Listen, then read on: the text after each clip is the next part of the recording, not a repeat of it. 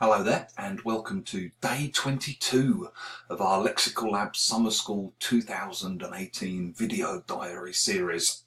Today I was teaching the advanced level English Boost course again, and was quite interesting thinking about some of the things that happened in class in light of some of the comments that I received on the video yesterday. We began the class this morning with some revision. We had 20 sentences and they had gaps in them. No options given, no missing words given. Students had to see how many of the missing words they could remember. And one of the missing words was, both my kids are grown up now. My son home last year. And one of the students came up with flew home last year. And we were talking about why this was wrong, because yesterday we had the expression flew the nest. Okay, all my kids have flown the nest. Someone was asking, do you have a similar expression like this? We have this in our language. I said, yeah. So you can say, you can leave home or you can fly the nest. And then sometimes parents suffer from empty nest syndrome after their kids have flown the nest. We then had a little discussion afterwards where one of the Russian students on the course said, what do you call it if your parents come to live with you? Okay, because you can't say they return to the nest or they come back to the nest because it wasn't their nest in the first place. It's your nest. How do you call this? And it was quite an interesting question because I don't think there's a particular verb for this in English. If you have elderly parents, I guess they come and live with you. Or, you might say something like, my dad can't look after himself anymore. He's going to come and live with us. We're going to look after him. There was then a little discussion in groups of 4 among the students about how normal this would be in each of their countries, what normally happens to old people. And from this, we ended up with a board full of sentences connected to things the students were trying to say. And it was things like, there's no way I could put him into a home. It's just not an option. I feel it's my duty to look after him as his child.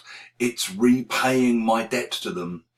My parents wouldn't want to burden me. And we had a whole load of language like this that came up and that we explored. And we ended up with this stuff on the board, and students had time to write down what was on the board, and they asked a few questions. I took a photo of it, and we'll be recycling and revisiting some of it tomorrow.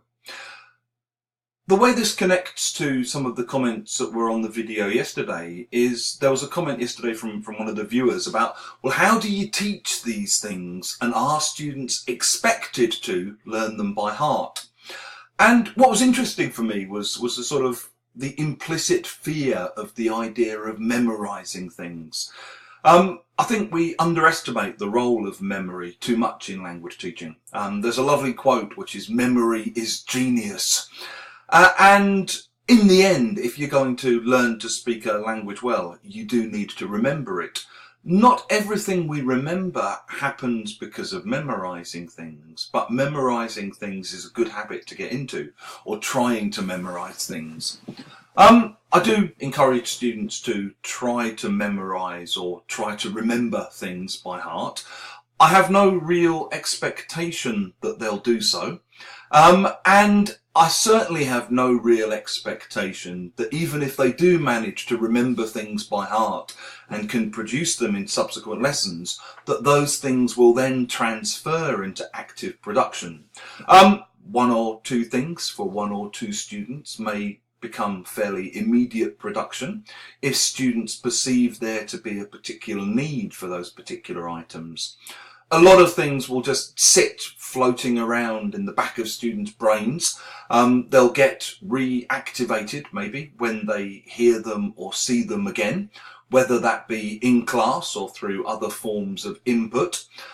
They'll get reactivated when students themselves read through their own notebooks when they go back to their own countries after the course, and possibly when there's a need for them and the students try to express an idea and think, we had that in class a couple of weeks ago or a couple of months ago, and they go back and try and find those things.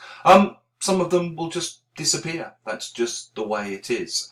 That's not an argument to me for not trying to teach those things. It's just an argument for being realistic and being accepting of what's possible to achieve when we're trying to present those bits of language to students. Okay, I'll stop there. It's already 5.5 minutes.